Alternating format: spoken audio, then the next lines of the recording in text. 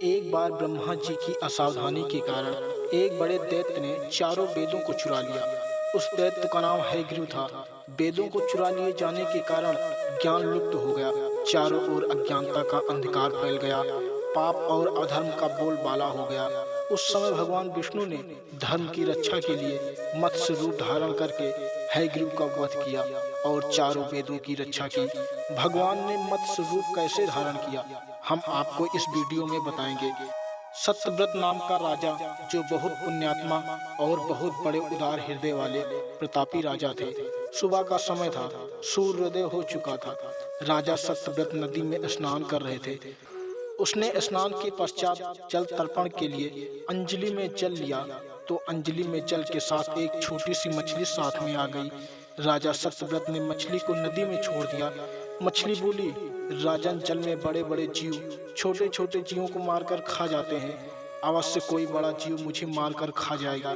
कृपया करके मेरे प्राणों की रक्षा कीजिए। राजा सत्यव्रत के मन में दया आ गई। उसने मछली को अपने कमंडल में रख लिया। तभी एक आश्चर्यजनक घटना घटी। एक रात में मछली का शरीर इतना बड़ा हो गया कि कमंडल उसके रहने के लिए छोटा पड़ गया। दूसरे दिन मछली राजा सत्यव्रत से बोली, राजन, मेरे लिए रहने का कोई दूसरा स्थान ढूंढिए, क्योंकि मेरा शरीर बढ़ गया है। मुझे घूमने फिरने में बड़ा कष्ट हो रहा है। राजा सत्यव्रत ने मछली को कमंडल से निकालकर पानी से भरे मटके में डाल दिया। मटके में भी मछली का शरीर इतना बड़ा हो गया कि उसके रहने के लिए छोटा पड़ गया। दूसरे दिन मछली फिर राजा सत्यव्रत से बोली, राजन, मेरे रहने के लिए कहीं और प्रबंध करो, क्योंकि मटका भी मेरे रहने के लिए छोटा पड़ गया। तब राजा सत्यव्रत ने मछली को निकालकर सरोवर में डाल दिया, किंतु सरोवर भी मछली के लिए छोटा पड़ गया। इसके बाद राजा सत्यव्रत ने मछली को नदी में, फिर उसके बाद मछली को समुद्र में डाल दिया। आश्चर्य की बात वह थी कि समुद्र भी मछली के रहने के लिए छोटा पड़ गया। मछली ने फिर राजा सत्यव्रत से बोली, मेरे लिए समुद्र भी रहने के लिए छोटा पड़ गया। मेरे लिए कहीं और व्यवस्था कीजिए। राजा सत्यव्रत बहुत चिंतित हो उठे। उसने आज तक ऐसी मछली कभी नहीं देखी। राजा चिंता भरे स्वर से बोले, मेरी बुद्धि को चिंता के सागर में डुबो देने वाले आप कौन हैं? उस समय मत्स्य रूपी श्री हरि ने उत्तर दिया, राजन, हयग्रीव नामक दैत्य ने वेदों को चुरा लिया है। जगत में चारों ओर अज्ञान और अधर्म का अंधकार फैला हुआ है। मैंने हयग्रीव को मारने के लिए मत्स्य रूप धारण किया है। आज से 7वें दिन पृथ्वी समय के चक्र में समा जाएगी। समुद्र उमड़ उठेगा, भयानक विनाश होगा। सारी पृथ्वी समुद्र में डूब जाएगी। सारी सृष्टि में जल के सिवा कुछ नहीं बचेगा। उस समय आपके पास एक नाव आएगी।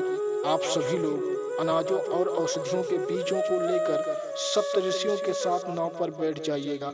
मैं उसी समय आपको पुनः दिखाई पड़ूंगा और आपको आत्म तत्व का ज्ञान प्रदान करूंगा। राजा सत्यव्रत उस दिन से श्री हरि का सुमिरन करते हुए प्रलय की प्रतीक्षा करने लगे और 7वें दिन प्रलय आया और समुद्र भी उमड़कर अपनी सीमाओं से बाहर बहने लगा।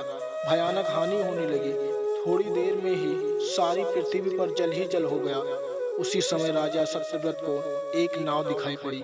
राजा सत्यव्रत सप्त ऋषियों के साथ नाव पर बैठ गए। उन्होंने नाव के ऊपर संपूर्ण अनाजों और औषधियों के बीज भर लिए। नाव प्रलय के सागर में तैरने लगी। प्रलय के उस सागर में उस नाव के अतिरिक्त कहीं भी कुछ भी नहीं दिखाई दे रहा था। अचानक मत्स्य रूपी भगवान श्री हरि सागर में दिखाई पड़े।